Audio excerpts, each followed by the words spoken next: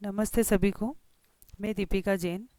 आज हम सभी कक्षा 9वीं एवं 10वीं के लिए जो व्याकरण की किताब है आपकी व्याकरण विधि, उसमें पाठ 12 है रचना प्रयोग। रचना प्रयोग के अंतर्गत निबंध दिया है आपके इसमें, संस्कृत भाषाया महत्वम। इस निबंध के बारे में पढ़ेंगे।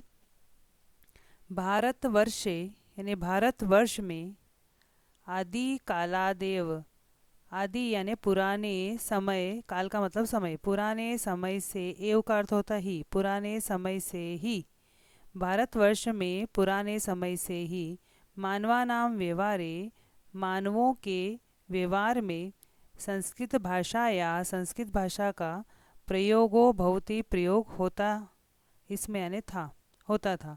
भारतवर्ष में पुराने समय से ही मानवों का व्यवहार में संस्कृत भाषा का प्रयोग होता था। संस्कृतम विश्वस्य प्राचीनतमा भाषा अस्ति। संस्कृत जो है वह विश्व की यानी पूरे संसार की प्राचीनतमा यानी सबसे पुरानी भाषा है। श्रद्धावश आदियम यानी श्रद्धावश जने यानी लोग क्या करते हैं, देववाणी, इसको अलग अलग नामों से पुकारते हैं। कोई इसको देववाणी भी कहता है। संस्कृत भाषा के ऊपर लोगों की इतनी श्रद्धा है तो श्रद्धावश जो है लोग इसे देववाणी, सूर भारती, सूर भारती इति अपि, इस प्रकार भी कथ्यते यानी कहते हैं। इयम भाषा, यह भाषा, भारतीया, यहाँ पे दो यह आ गए हैं, केवल एक आएगा, भारतीया सभ्यताया संस्कृते चिंतनस्य च संवाहिका अस्ति। यह भाषा जो है, इयम भाषा यानी यह भाषा यानी संस्कृत भाषा जो है, वह भारतीयों की सभ्यता की, जो भारत के लोगों की जो सभ्यता है, और संस्कृति यानी संस्कृति की, चिंतनस्य और चिंतन की, च यानी और चिंतन की, समवाहिका अस्ति यानी ले जाने वाली है। ये संस्कृत भाषा जो है, हम भारतीय लोगों की जो सभ्यता है, जो संस्कृति है, वो जो हमारे यहाँ की विचारधारा है, उसको दूसरे लोगों तक ले जाने वाली है। संस्कृतम धर्मस्य दर्शनस्य, संस्कृत भाषा जो है वह धर्म की, दर्शन की, राजनीति की, इतिहास से इतिहास की, अर्थशास्त्र से अर्थशास्त्र की, नीति शास्त्र से च यानी और नीति शास्त्र की मूलम अस्ति, मूल है।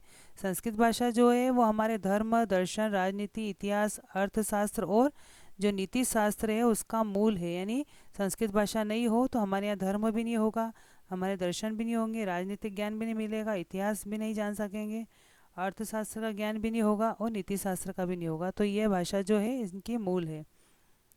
इसके बाद बताया है इसमें, अस्या भाषायाम, अस्या यानी इस भाषा में, भारतीय चिंतनस्य, भारतीय लोगों की जो विचारधारा है उसका, सर्वे प्रमुखा ग्रंथा, सबसे प्रमुख ग्रंथ जो है, उपनिबद्धा संति, यहाँ पर उपनिबद्धा यानी अच्छी भली प्रकार से बंधा हुआ, संति यानी है। इस भाषा में हमारे भारतीय लोगों का जो चिंतन है, विचारधारा है, उसके सभी प्रमुख ग्रंथ इसी भाषा में बंधे हुए यानी इस भाषा में ही लिखे गए हैं। विश्व साहित्य से, पूरे संसार का जो साहित्य है उसका, प्राचीन तमानाम ग्रंथानाम, जो पुराने ग्रंथ है उनका, वेदानाम अपि, वेदों का, अपि यानी भी, भाषा संस्कृतमेव अस्ति, संस्कृत ही है। विश्व साहित्य के जितने भी प्राचीन ग्रंथ है, जो वेद है, उनकी भाषा संस्कृति है। संपूर्णम वेदिकम वाङ्मय, संपूर्ण यानी पूरा, वैदिक जो वाङ्मय है, ये वैदिक जो साहित्य है, ज्ञान विज्ञान दृष्टिया, ज्ञान विज्ञान की दृष्टि से, समस्ते जगति, पूरे संसार में, निरुपमम विद्यते, निरुपम है यानी इसके समान दूसरा कोई नहीं है।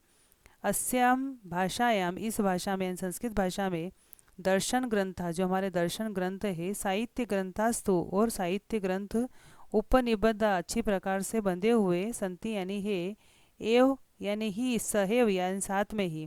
इस भाषा में दर्शन ग्रंथ और साहित्य ग्रंथ तो अच्छी प्रकार से बंधे हुए हैं ही, साथ में भौतिक विज्ञान का, रसायन विज्ञान से रसायन विज्ञान का, चिकित्सा विज्ञान से चिकित्सा विज्ञान का, वनस्पति विज्ञान से वनस्पति विज्ञान का, भाषा विज्ञान से भाषा विज्ञान का, वास्तु विज्ञान से वास्तु विज्ञान का भी, अनेके मौलिका ग्रंथा विद्यन्ते, अनेक मौलिक ग्रंथ विद्यमान है।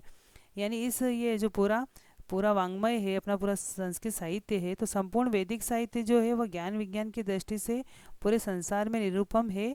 और इस भाषा में दर्शन ग्रंथ और साहित्य तो अच्छी प्रकार से बंधे हुए हैं ही, लेकिन साथ में भौतिक विज्ञान, रसायन विज्ञान, चिकित्सा विज्ञान, वनस्पति विज्ञान, भाषा विज्ञान और वास्तु विज्ञान के भी अनेक मौलिक ग्रंथ इसमें मिलते हैं।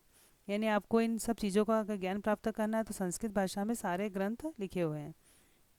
आगे इसमें बताया है, संस्कृत भाषायाम उपनिबद्धे, संस्कृत भाषा में अच्छी प्रकार से बंधे हुए साहित्य, जो अपना साहित्य है, तो साहित्य में सत्य से अहिंसा या सत्य की अहिंसा की, राष्ट्रभक्ति राष्ट्रभक्ति की, परस्परम संयोग से परस्पर यानी आपस में सहयोग की, त्याग से त्याग की, विश्व बंधुत्व पूरे संसार में हम भाईचारे से रहें तो विश्व बंधुत्व की, और च यानी और शांति यानी शांति की, भावनाओं का, अजस्रम यानी निरंतर लगातार, स्रोत यानी झरना जो है, प्रवत बेता हुआ, विद्यते यानी विद्यमान है। संस्कृत भाषा जो है उसमें अच्छी प्रकार से जो साहित्य बंधा हुआ है, तो उसमें सत्य की प्रेरणा हमें देते हैं इन साहित्य से। अहिंसा, राष्ट्रभक्ति, परस्पर सहयोग, त्याग, अच्छी प्रकार से भाईचारे से रहना और शांति की भावनाओं के साथ रहना, ये सारी भावनाएं जो हैं इन साहित्य में बताई गई है। तो इसका लगातार झरना बहने का अर्थ है कि इसमें संस्कृत साहित्य के अंदर प्राचीन समय से कितने ही ग्रंथ लिखे गए हैं, तो ये सारे ग्रंथ हमें इन सारी भावनाओं की प्रेरणा देते हैं जो आज तक चला आ रहा है। लोक कल्याणाय, लोगों के कल्याण के लिए, अस्याम भाषायाम, इस भाषा में, बहव आदर्शा प्रस्तुता संति, बहुत सारे आदर्श प्रस्तुत हैं। यानी लोगों के कल्याण के लिए यहाँ पर बहुत सारे आदर्श प्रस्तुत किए गए हैं। जैसे एक वाक्य आता है, वसुधैव कुटुम्बकम, यानी पूरा संसार ही हमारा परिवार है। सर्वे भवन्तु सुखिनः, सभी लोग सुखी हो। तेन त्यक्तेन यानी उसको छोड़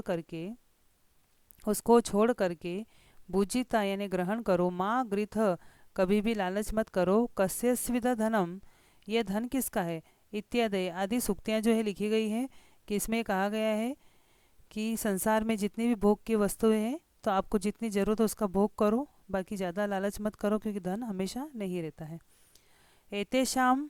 एतेषाम आदर्शानाम अनुकरणम कृत्वा, इन आदर्शों का अनुकरण करके, यानी जो हमें ऊपर यहाँ आदर्श दिए गए हैं, इनका सहारा लेकर के, इनका अनुकरण करके, यह कोपी मानव, जो कोई भी मानव, स्वजीवनम उन्नतम कर्तुम शक्नोति, अपने जीवन की उन्नति कर सकता है। अगर हम इन आदर्शों का अनुकरण करेंगे, संस्कृत में ग्रंथों में जो बात कही गई उसको सीखेंगे, तो हम अपने जीवन की उन्नति कर सकते हैं। आगे से बताया है, विषय दृष्टिया, विषय की दृष्टि से, यानी हम संस्कृत विषय की दृष्टि से देखें तो विषय की दृष्टि से, भाषा सौष्ठव दृष्टिया च, और भाषा के सौष्ठव की दृष्टि से, यह भाषा जो है, अन्यासु सर्वासु विश्व भाषासु, जितनी भी संसार में जितनी भाषाएं हैं, तो अन्य सभी विश्व की भाषाओं में अतिशेष यानी सबसे उत्तम है। आधुनिका प्रायश, आधुनिक समय में, अभी के समय में, प्राय सर्वा भारतीय, सभी भारतीय जो हैं, भाषा संस्कृत भाषाएं एवं निर्गता संति, आधुनिक समय में प्राय सभी भारतीय भाषाएं, जितनी भी भारतीय भाषाएं हैं, सभी संस्कृत भाषा से ही निकली है। अभी के समय में जितनी भी हम भाषाएं बोलते हैं, सब संस्कृत भाषा से निकली है। संस्कृत साहित्यम आश्रित्य, व संस्कृत साहित्य का सहारा लेकर ही, आधुनिकम साहित्यम अपि विकसितम, आधुनिक साहित्य जो है वो विकसित हुआ है। यानी संस्कृत साहित्य का सहारा लेकर के ही अभी का साहित्य विकसित हुआ है। अतएव इयम भाषा, अतएव यानी इसलिए, ये इयम भाषा यानी यह भाषा, भारतीय भाषा नाम, भारतीय भाषाओं की जननी संपोषिका च कथ्यते, इसलिए यह भाषा भारतीय भाषाओं की जननी और संपोषिका कही गई। यानी यह भाषा जो है भारतीय भाषाओं की माता कही गई है और उसको चलाने वाली कही गई है।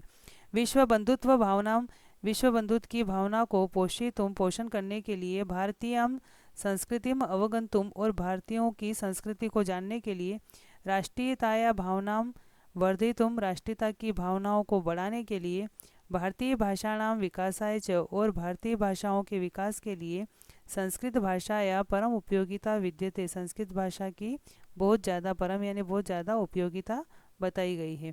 अगर हम चाहते हैं कि विश्व बंधुत्व की भावना का पोषण हो और भारतीय संस्कृति को लोग जाने, राष्ट्रीयता की भावना बढ़े और भारतीय भाषाओं का विकास हो, तो इसके लिए संस्कृत भाषा बहुत ज़्यादा उपयोगी है।